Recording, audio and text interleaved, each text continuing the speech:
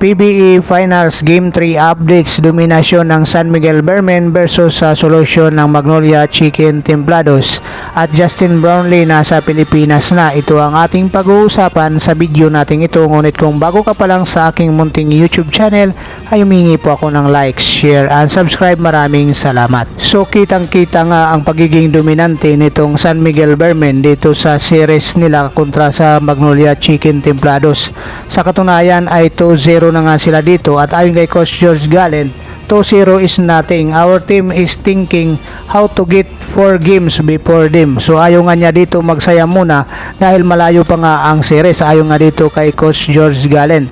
At itong San Miguel Bearmen, so pinapangunahan ito ng kanilang import na si Benny Boatwright.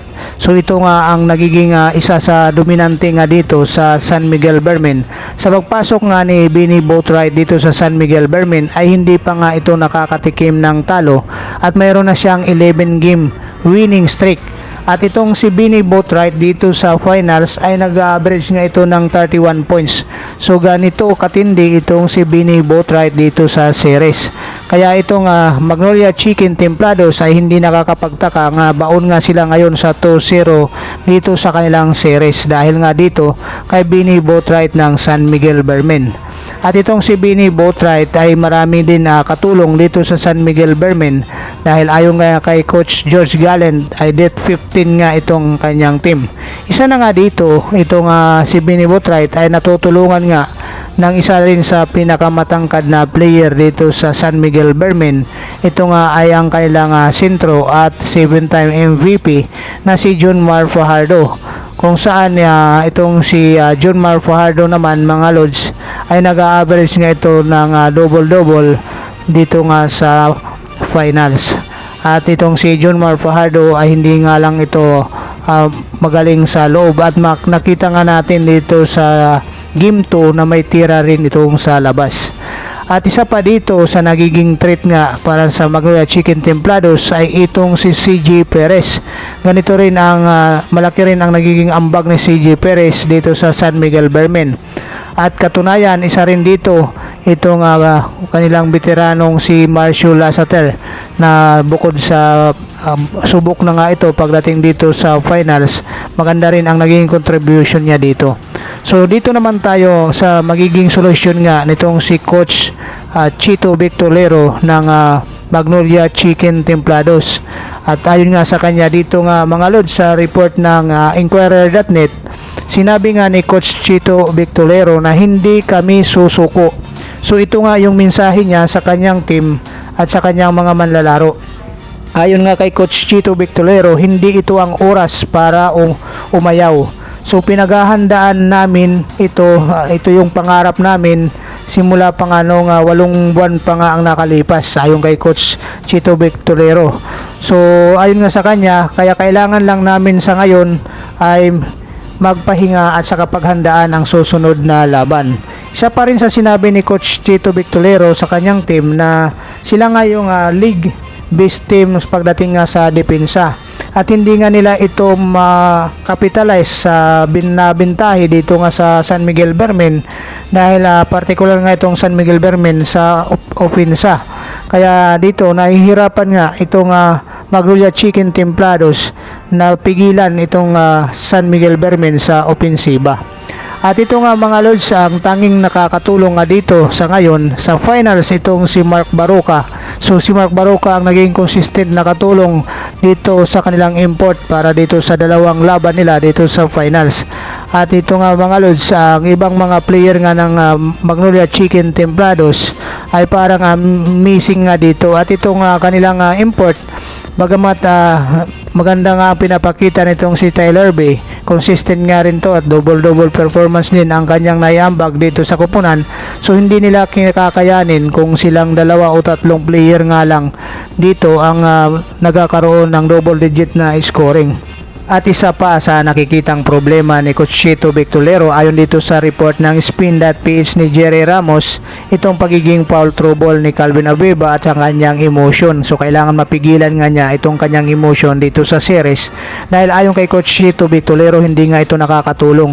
Ito pa nga ay nakakasira nga sa kanilang game flow nito sa laban. Ayon kay Coach Chito Victolero, kailangan itong si Calvin Abueva ay pigilan nga ang kanyang emotion at ang pagiging foul trouble nga niya dito.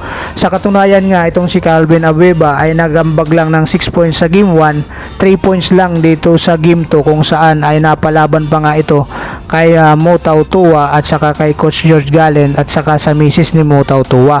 At ito isa pa sa nawawala dito sa Magnolia Chicken Templados na hinahanapan nga ng contribution ni Coach Chito Victolero ay itong si Paul Lee. So alam naman natin si Paul Lee anytime i-score nga ito, pero pansinin natin dito sa game 2 at saka game 1. Sa game 1 umiscore lang ito ng 6 points, sa game 2 umiscore lang ng 5 points. So hindi sapat ang naging contribution ni Paul Lee para makatulong nga dito sa kanyang koponan, lalong-lalo na nangangailangan nga sila ng panalo. Kung hindi nga mababaon sila dito sa 3-0 win-loss record dito sa series nila kontra dito sa San Miguel Bermen.